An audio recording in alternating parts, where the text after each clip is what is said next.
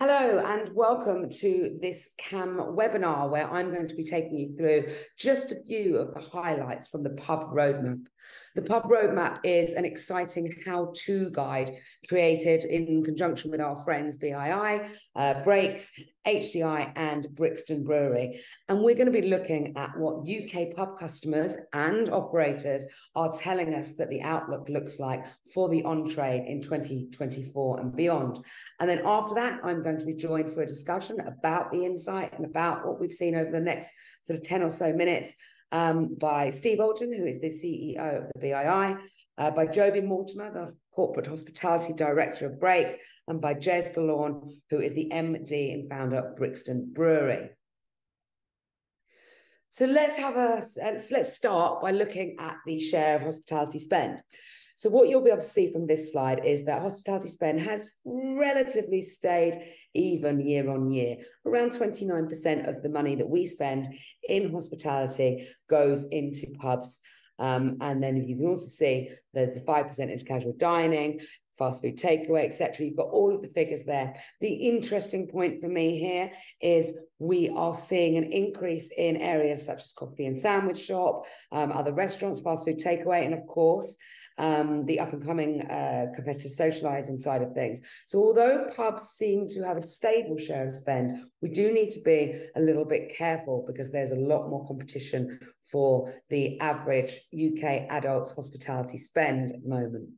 And here is the pub spend breakdown. So this shows you by age and by gender, the demographic of people who are spending within pubs. This is pubs specifically, not just hospitality.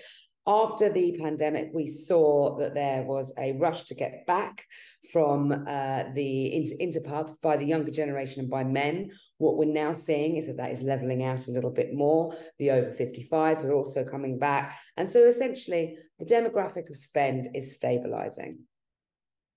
When we talk about drivers of choice, this is when we asked the 500 people that we interviewed as part of the KAM Pub roadmap, what makes you decide on a venue? What we can see here is that 53% will say value for money.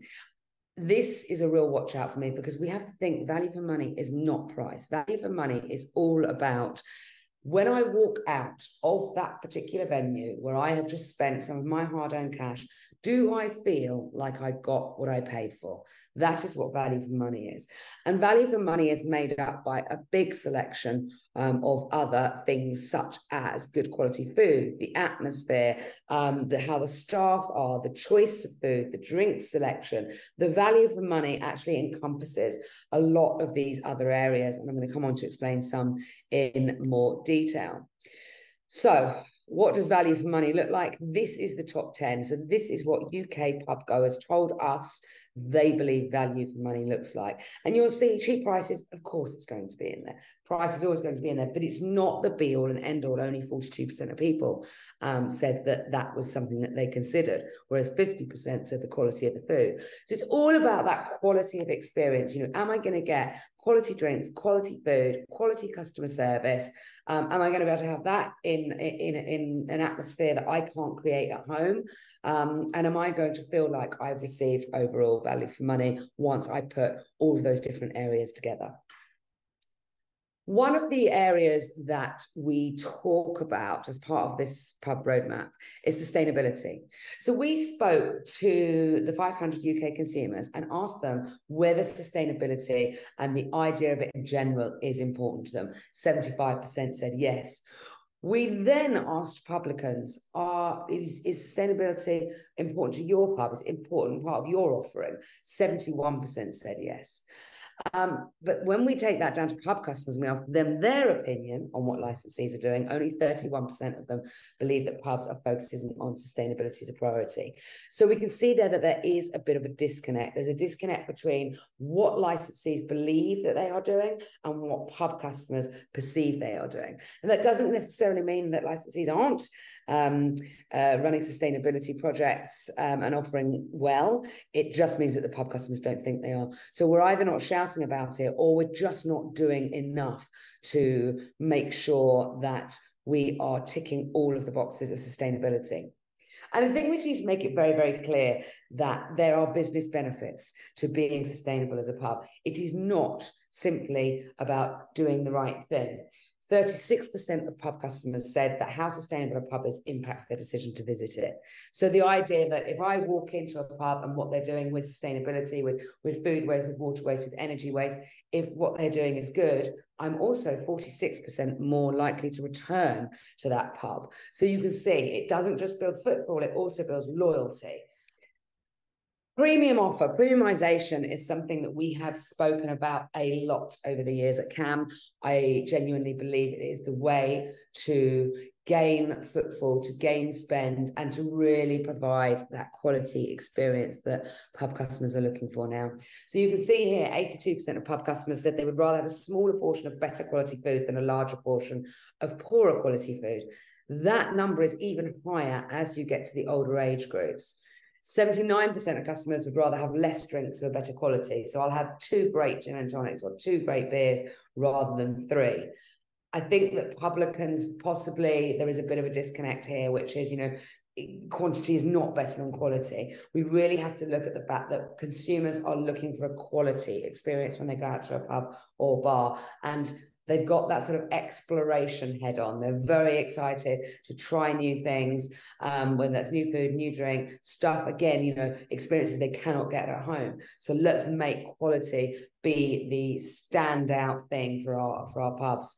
The fact that only 30% of publicans actively encourage staff to upsell or upgrade is a bit of a worry for me. I think that should be far, far higher. And remember, when we say upgrade, we don't necessarily mean that you're going to go straight up from a wine to a champagne. You might just go up to a biodynamic wine. You might go up to a slightly more craft beer than you would normally have. But the idea that staff can be used and trained to upsell, and actually quite often could also be recompensed for doing so. A lot of the successful upselling I've seen in pubs and bars is where you've got inter-bar staff competitions, or even inter-venue competitions, to look at who can upsell the most, who can sell the most desserts or the most aperitifs or digestives. This is a really, really good way to increase spend, increase dwell time, and increase consumer happiness. I would just like to talk briefly about the trend for personalisation. Anyone that's seen me present on personalisation will know that I believe that the gin boom in the UK over the last 10 years is all down to personalisation. The fact that I can, in most venues, I can pick my glass, I can pick my gin, I can pick my flavour of gin, pick my mixer, I can pick my garnish. The whole idea that you can personalize something gives a really special experience to the customer. And 70% of pub customers told us as part of the KAM pub roadmap that they want to be able to customize their food orders. And that stands at 52% for drinks. So we really need to understand that personal service and that premium offer, they kind of go together really well. I feel really special and really looked after if I've been able to personalize what I'm going to eat and what I'm going to drink. 69% of pub customers said that they'd be happy to share their personal data with a pub if they got a more tailored approach to offers and promotions. So it's the idea of, you can have my details, but only send me things that I'm going to be interested in. Because if I'm not going to be interested in them, then you're just spamming me, you're just blocking up my inbox or my text or my WhatsApp or whatever it is. But if you've taken the time to get to know me as a customer and you send me something that I see as worthwhile me visiting for, then I'm going to be happy to share that data with you. 51% of publicans say that it's important for them to offer the ability for food and drink to be customised and personalised. So you can see that we do have a disconnect. Again, licensees not quite understanding that, some licensees not quite understanding that customisation, that personalisation is incredibly important to today's consumer. So in summary, the shape of the market, what does it mean for pubs? It means that we have a year-on-year sort of even spend. We have got a levelling off of the types of people that are coming into our pubs, the demographics. The older generation are starting to come back. We do need to be careful. The older generation are much more likely to see going out to the pub as a treat rather than part of their hospitality repertoire. What is value for money? I think that we have shown that the consumer believes that it is a number of different areas within pubs. that we need to concentrate on. It's not just about cheap prices. It's all about quality of experience. As you can see there, experience is king, queen. Quality of experience, quality of food and drink and service, etc. Let's not underestimate the importance of sustainability in decision making. During the pandemic, we did see that the importance of sustainability in all walks of life kind of pulled back a little bit as people were, looking to survive rather than looking at wider good things in the environment. But it is back and it is important, and we need to make sure that we are not just doing it for the right of the world, but also for the right of our bottom line. Premiumization, it's here to stay. We need to get our bar staff and our wait staff more au fait and comfortable with upselling, because if we can crack that, then we can gain that extra spend, we can gain that extra loyalty. And then personalization, it makes a difference. It makes a difference to the whole experience. So in my mind, it's something that we should also be concentrating on and capitalizing on. And that was just a very small snippet of the sheer amount of data and insight that is available as part of the pub roadmap. Now, I am absolutely thrilled to say that I am joined for a bit of a discussion about some of the insight that we have just heard and seen by Joby Mortimer, who is the Corporate Hospitality Director for Brakes UK, Steve Alton, the CEO of the British Institute of Innkeeping, and Jez Galaun, the co-founder of Brixton Brewery. Hello, gentlemen. Hi. Hello. So let's have a little bit of a discussion then about the insight that we've just seen. Obviously, all three of you are very aware of the pub roadmap. You've supported it. I think for me, there is an overriding aim of there is simply no room at the moment for mediocrity. I believe that customers want more than a pint. They need to have an experience. They need to have something that they can't get at home. What are your thoughts on that? Do you think that that is where we are in the industry now? Steve, maybe you can start us off. Yeah, no, you're absolutely right. I think death of mediocrity that we talked about before is for two reasons now. I think it's never been tougher to trade and actually convert to a profit, and that doesn't matter what size of business, from the most simple to the most complex. It's a common challenge for everybody right now, that the cost of doing business is just never been as difficult. So that's one reason. So secondly, you're going to have to trade better than you've ever traded before, and you're going to have to grow your business undoubtedly. And we think, just from the data from our members, you're going to have to grow by about 20-25% to offset the embedded inflation through food and beverage, and obviously energy, which has been a real killer for pubs across the UK. So to do that, you're going to have to think very differently, and you're going to have to appeal to all those demographic segments you spoke about. So your pub is going to have to really be quite chameleon in its approach, making sure that diversification isn't always about competitive socializing or doing something uniquely different. Sometimes it is. Sometimes it's just being appealing, welcoming, and inclusive for all types of customers who are seeking very different things. You did some brilliant feedback a few years ago, recognizing that 1 in 3 visits are no longer about alcohol to pubs. That brings everything to the fore. And equally, what were, let's say, awkward customers sometimes with pubs in the past, I'm talking about non-drinkers, vegans, gluten-free. Suddenly, there's a realization that these customers, in their own right, are incredibly important. But as a group, then we all go out to socialize in groups. They tend to be the principal decision maker. Absolutely. And drive that group to venues that are really going to look after them. And as you said about personalization, but just make them feel special and not a second-class citizen away from those that drink a pint and eat a pie. So I think death of mediocrity is a critical business issue now. Our tastes have clearly developed enormously, and what we're seeking from these venues is enormously different as well. But there lies the opportunity, and we're already seeing great operators grab that opportunity with both hands. So, through the report, it's great to see lots of our members, and particularly a lot of our members that have been finalists and winners of our Licensee of the Year award, really demonstrating what good operational practice looks like. Absolutely. And I think that obviously I'm a very proud judge of the Licensee of the Year awards, and one of the areas that I see when we're judging is that idea that kind of idea of constant innovation, that idea of, creating new spaces, creating new offers, whatever that might be. Jez, do you want to just give me a bit of a steer from your point of view? Obviously, co-founder of Brixton Brewery. I'm guessing you know your pubs. How important is innovation, and what are we seeing out there that's as exciting as some of the stuff that I've seen come through the Licensee of the Year award winners? Sure, I do love my pubs.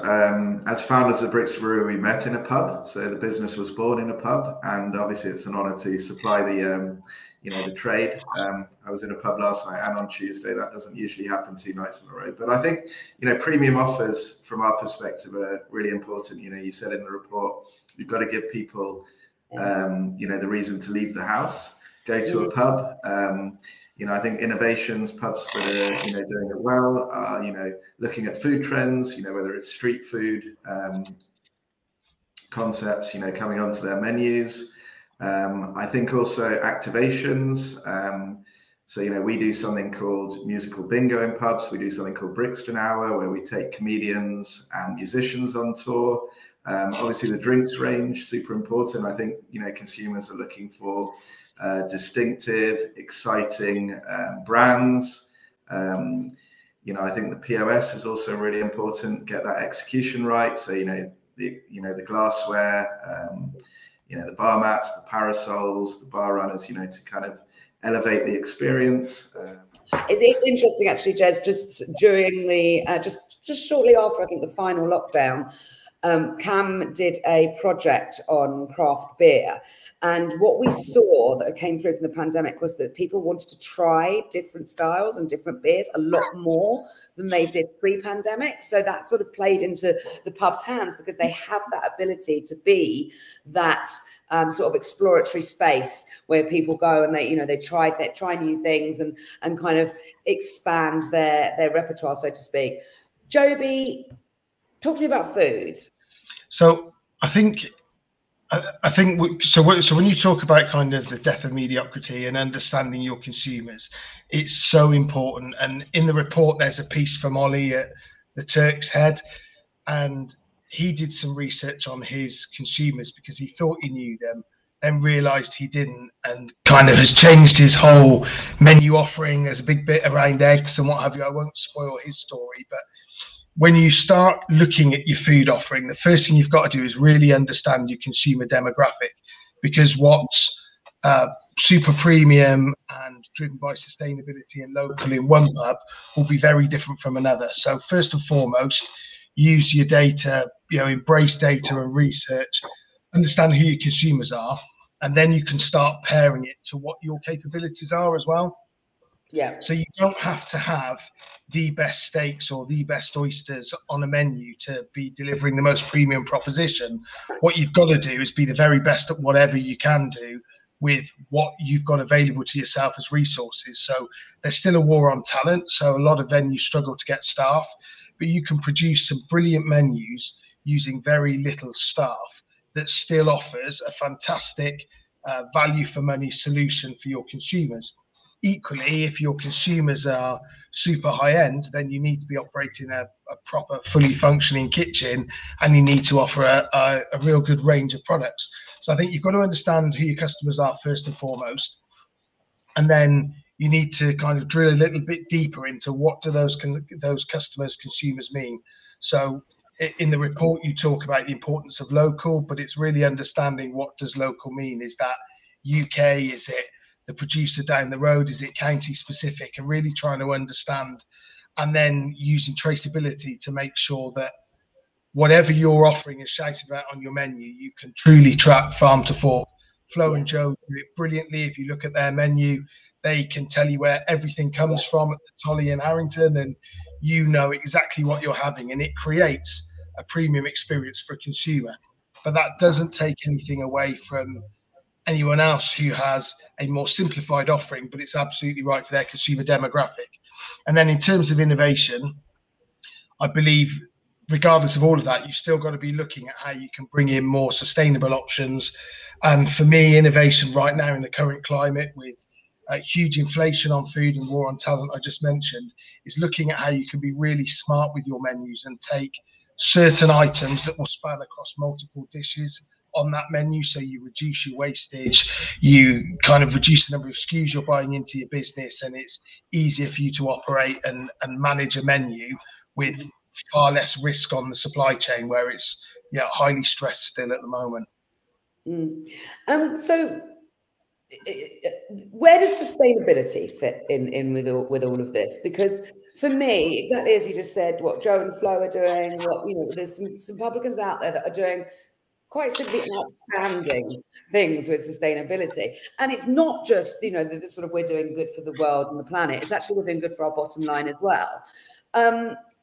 Joby, what do you think about sustainability within food? We've just seen from research I just presented how important it is to the consumer, and it's growing in importance. Yeah, so sustainability in food feels like it's challenging for a lot of people, but it's nowhere near as challenging as you actually think it is.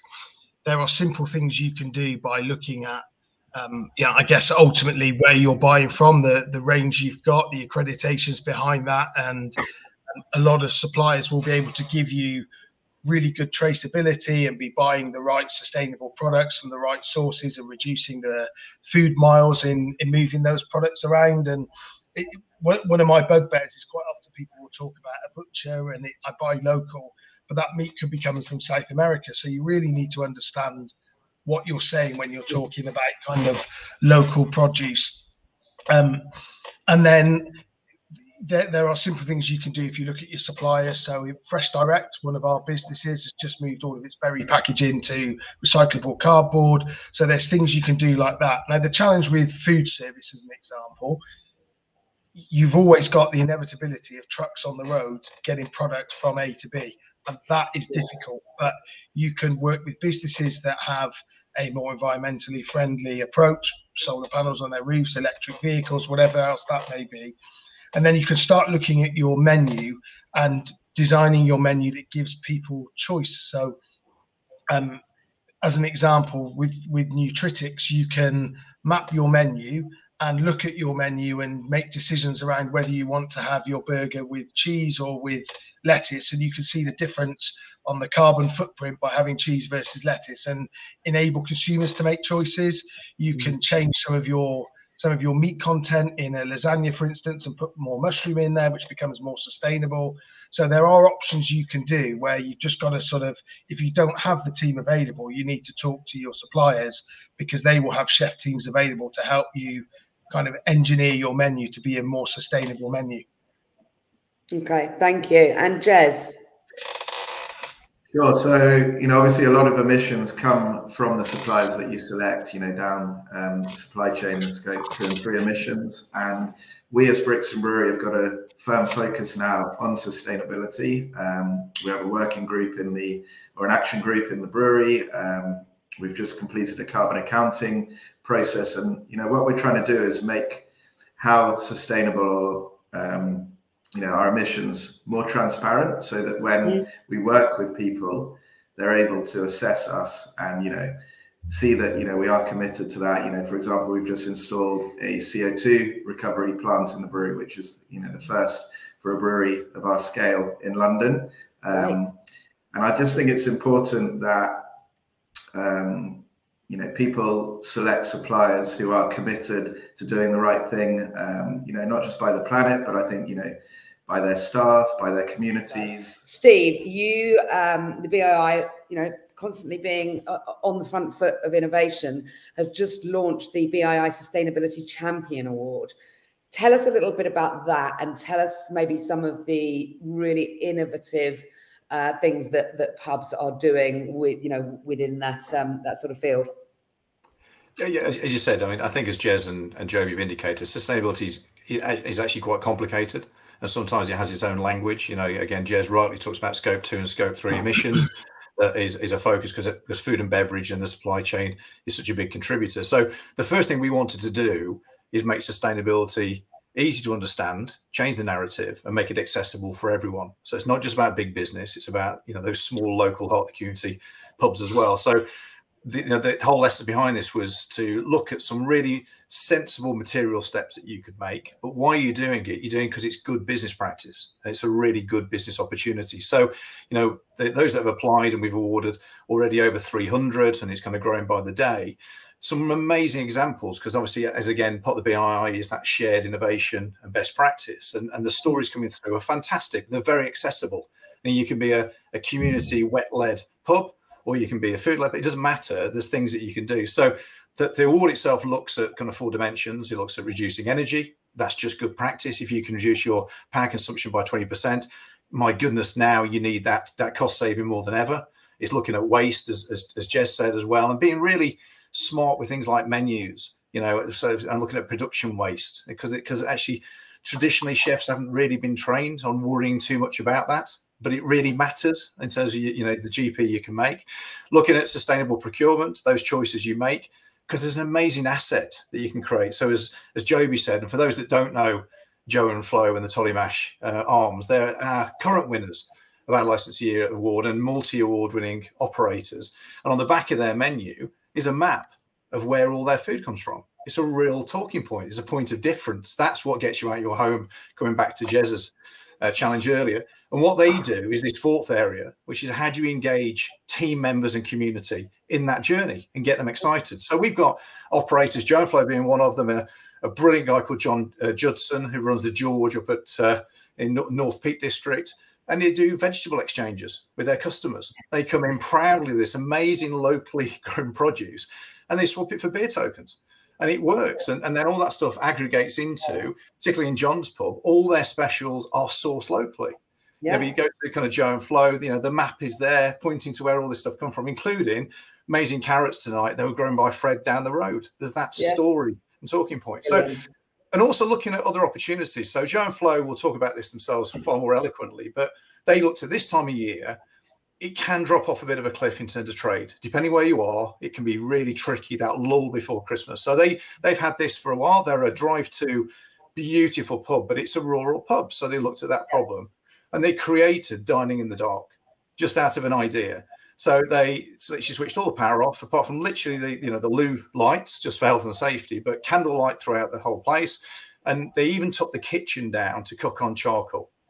And they've sold it out time and time again. They've done it on a special, but a very defined menu, which means it's easier for them to cook with minimal production waste. Obviously, that's good for your GP as well. And most importantly, customers are raving about it because it's something different. And it leans into sustainability. It's great for everybody. And they fill their capacity of their pub up. And hey, guess what? That has a halo effect moving forward because they're on the map. They're booking for Christmas. And it rolls forward. So there's loads and loads of really good, practical examples that you can take. So we encourage many as possible to apply for the award because we wanted to create a platform that you can share with customers and proudly say we're taking this stuff seriously. And they can, well, what kind of things are you doing? And then there's an engagement, and then there's a feeling of connection with that outlet, and it's just not it's beyond transactional. So another point of difference. But look, sustainability for me is both good practice and fundamentally it's how businesses are going to survive going forward. Because without being smart across all those areas, you aren't going to be able to trade profitably. There's been a lot of discussion about sort of local food and drink. Joby, how important do you think that sort of locality is when it comes to actual food produce? We see that customers, as part of this research, are telling us it's important. Are you seeing some great ideas out there, some great innovation in that area? Well, I mean, I think it's really important because the data tells us it's important, and as I said earlier, you've got to look at the data and use that to kind of feed your ideas. But actually, it's just about being sensible who you're buying from and making sure you're asking the right questions to understand the farm to fork traceability of everything that's out there. It goes back to what I said earlier. You've got to understand what local means to people. There are certain things that you simply can't have local because it doesn't grow in the climate that we live in. So there are choices that you have to make. But once you've truly understood what local means to people, then it's about challenging your supply chain, understanding their traceability, their farm to fork. The reputable suppliers out there will be able to tell you who they source their product from. You'll be able to understand that journey. you'll be able to go and see some of those growers out there as well. And then you really know what it means. And actually, you don't have to be a small supplier to offer that farm to fork traceability. The big boys can do it as well. We can give people all of that traceability that you can then feed onto your menu and talk about the local, our carrots are from here, the rhubarb's from the rhubarb triangle, whatever it may be. You can do all of that, but it's about challenging your supply chain as an operator. Yeah, I totally agree. I think that I'm not sure that we understand what local means to people yet, because, for example, there's a fabulous restaurant that's just opened up called Faber in Hammersmith. They actually source all of their produce from coastal areas in the UK. That to me feels local, but actually some of those places are hundreds of miles away from me. Jez, I think of Brixton Brewery as being a local brewery, but that's because I live about 15 minutes away. Do you guys consider yourselves to be a local brewery? And do you think that that is something that has increased in importance in the people that drink your beers? Absolutely. I mean, we did our own research, and I think about a quarter of people who drink craft do want to drink a craft beer which has a local story, you know, somewhere that's rooted in their community. You know, we obviously are very deeply connected to ours. You know, we take the names of local landmarks, and the designs, you know, feature local architecture and that kind of thing. And I think when people are looking for craft, they're often looking for breweries that have that narrative behind them. And, you know, I think, you know, consumers, you know, are looking to engage with brands, you know, that have community values as well, or those local values, you know, being welcoming, being open, being, you know, very community minded. So, you know, that's what we're seeing in spades. As, you know, we take our beers all over the UK, you know, we say that we want everyone to get a taste of Brixton, and, you know, it's a very unique area, but it has so many parallels with so many communities all over the UK, relatable values. Yeah, absolutely. And I think I like that, the idea that you can kind of choose what your local is. You can choose what makes up your locality, what makes up your community. And for me, local is not just about geographical position. It's actually about attitude. It's about the way that brands and businesses approach the whole, whether it's sustainability, whether it's personalization, premiumization. I think that, yeah, you can choose what you believe to be within your locality. We also saw in the presentation, in the data that we've been looking at, and in countless other presentations that KAM has done in the last year or so, how important this idea of premiumization and personalization is. I'm a big fan of both of these as trends rather than fads. I think they are here to stay. I think that is something that the pub customer wants. And I think one leads into the other, that idea that if you're having a personalized service, a personalized product, it is a bit more premium.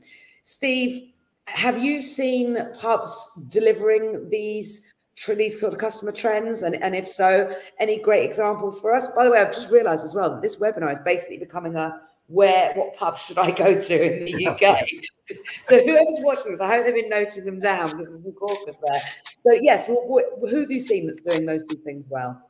Yeah, I think, as you said, in terms of premiumization, and you talk about experiential, you know, there's lots of trends like going to small plates now, lots of sharers, you know, a lot of the great pubs are doing that because you want to try different things, not have those traditional kind of meal formats. But personalization, I'll go the other way. You know, we do write reviews around food and drink, but predominantly we write great reviews about the way we felt about our engagement in that venue, and that was about the people. Yeah, yes, the food and drink's got to be, you know, of an expectation, but it's the people that really connect you. So personalization, I think, for me is as simple as sometimes them knowing your name, you know, then the greeting you, recognizing that you've been there before, or alternatively saying, you know, if you've not been there before, I'll just take you through some stuff we do really well here. You said, you know, you've talked before about always trying the local gin from the area that you go to, you know, so have that story. So yeah, Tom and James Bainbridge, who are brilliant operators. They're one of our finalists again. And, you know, we have the privilege of seeing these amazing operators in great detail going through the License of the Year process.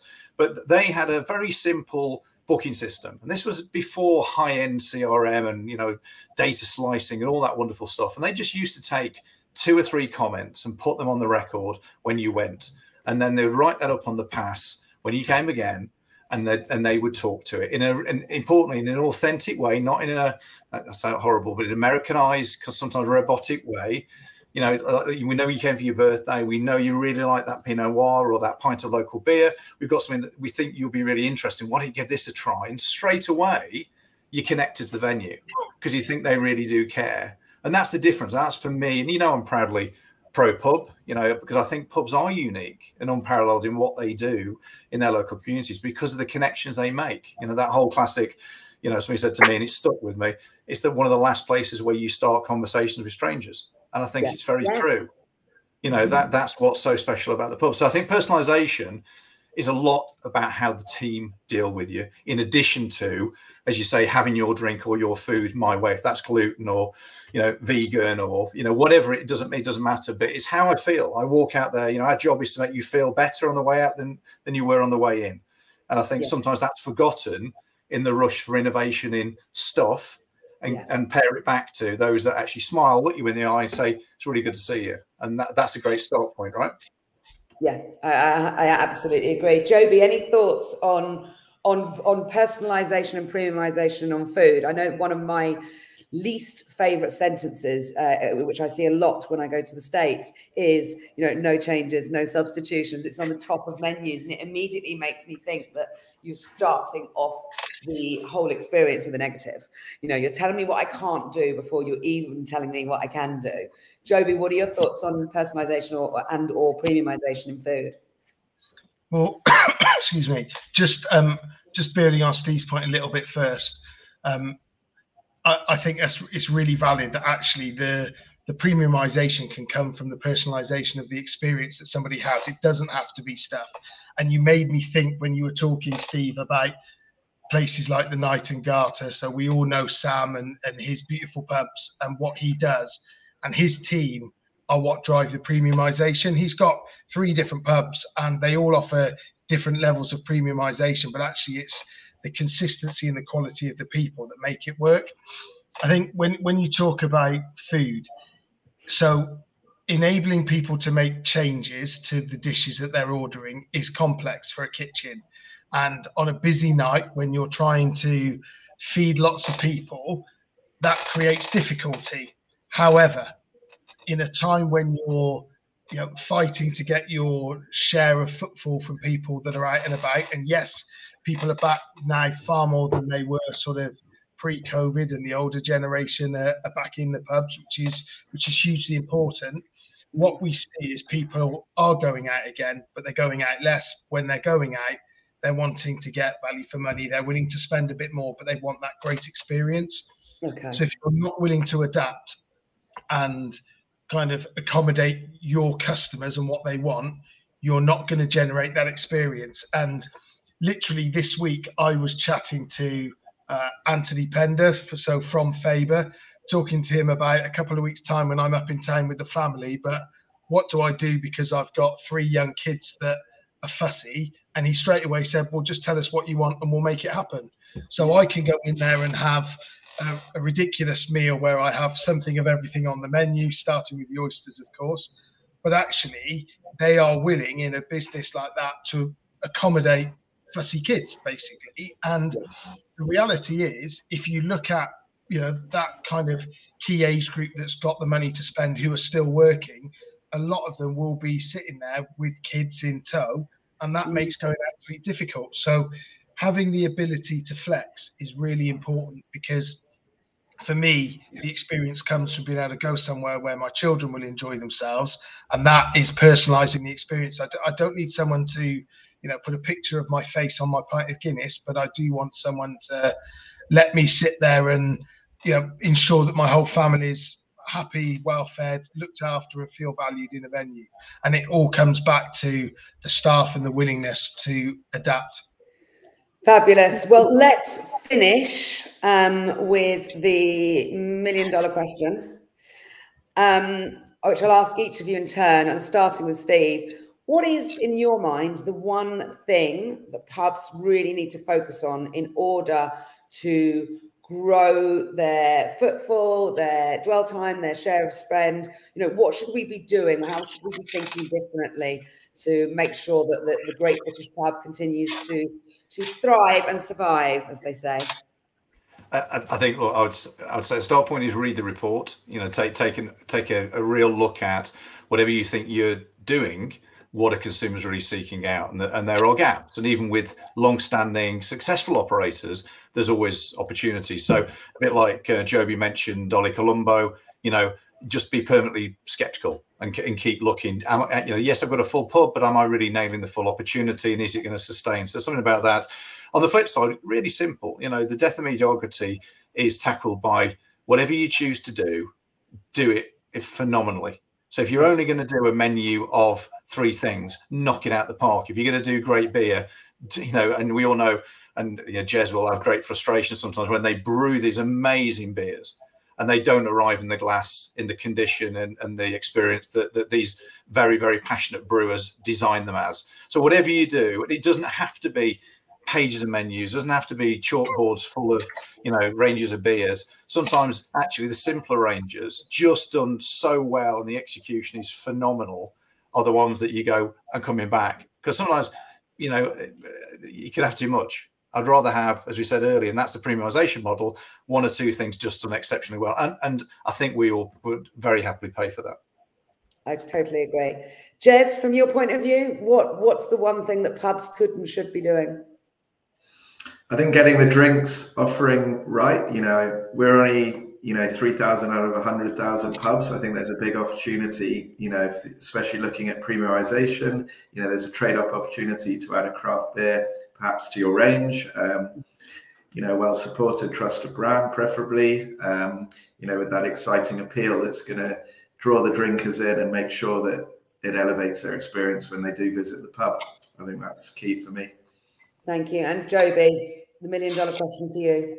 Yeah, well, luckily going last, it means most of the answers have been given. But I think the reality is, as Steve said, read the report first and foremost, do your research. And one of the things I'd say is that the brilliant thing about the hospitality industry is everybody wants everyone to succeed. You don't see people as competition. If you talk to Steve and talk about the lawyer winners over the past, they all get together regularly and spend time and share their ideas with each other. And that's what hospitality is about. So if you're sitting there and you've read the research and you're still struggling, there are people in the report that have done case studies. You can pick the phone up and talk to them, and they will help you learn and generate ideas for yourself to go and grow your business. I think fundamentally, knowing your customer is the most important thing. And then when you make a decision on something you're going to do, be bold and be brave. And as Steve said, do it brilliantly. That, you know, you started off talking about mediocrity. There's no room for it now. So be the best version of whatever you can be. And if you need support, pick up the phone, because there's lots of people in our industry that are all too willing to spend their time supporting you and helping you kind of grow your business and be successful. We don't want to see the stats about pubs closing. We want to see them thriving. Yeah. Thank you very much. Thank you, Jez. Thank you, Steve. And thank you, Joby, for joining me. That was a lovely whistle-stop tour of some of the research, but I think most importantly, just understanding who's doing it well, and as Joby says, who can support others to continue to do better. And anyone that's watching this webinar, please do make a note of all of those pubs and see if you can get around every single one at some point in the near future for research purposes, obviously. Thank you.